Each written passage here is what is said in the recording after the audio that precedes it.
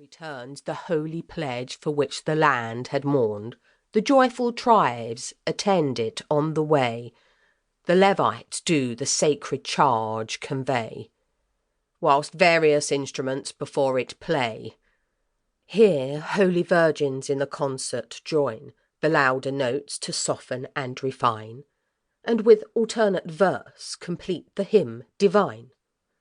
Lo, the young poet, after God's own heart, by him inspired and taught the muses' art, returned from conquest a bright chorus meets, that sing he's slain 10,000 in the streets.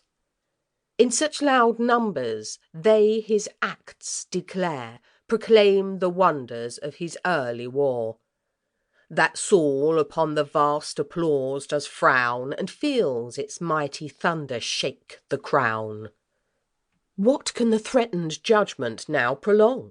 Half the kingdom is already gone. The fairest half, whose influence guides the rest, have David's empire over their hearts confessed.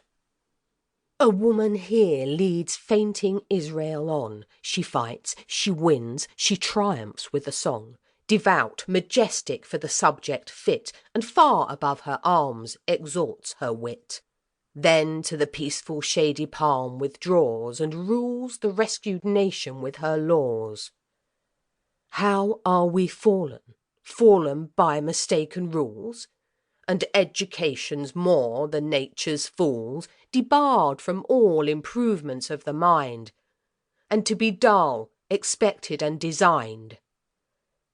And if someone would soar above the rest, with warmer fancy and ambition pressed, so strong the opposing faction still appears, the hopes to thrive can never outweigh the fears. Be cautioned then, my muse, and still retired, nor be despised aiming to be admired.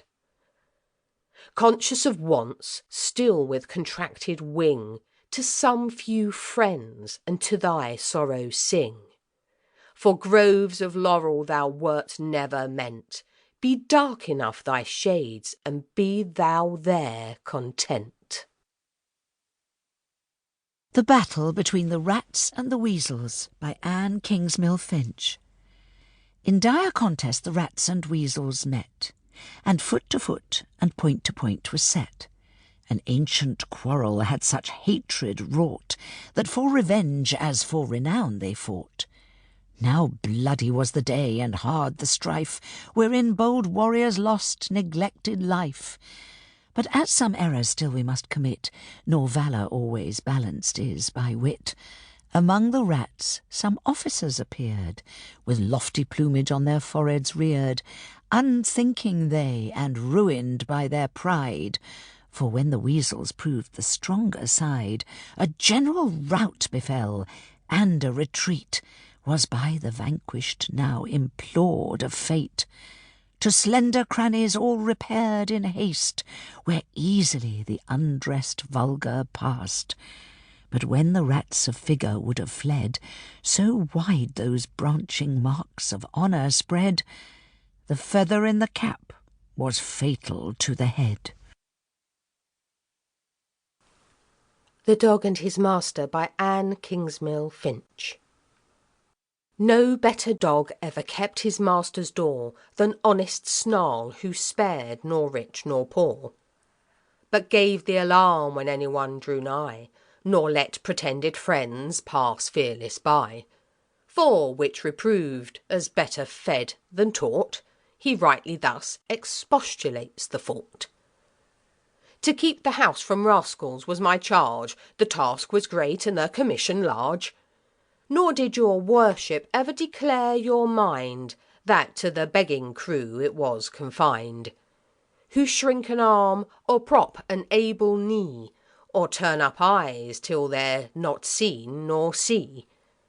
To thieves, who know the penalty of stealth, and fairly stake their necks against your wealth.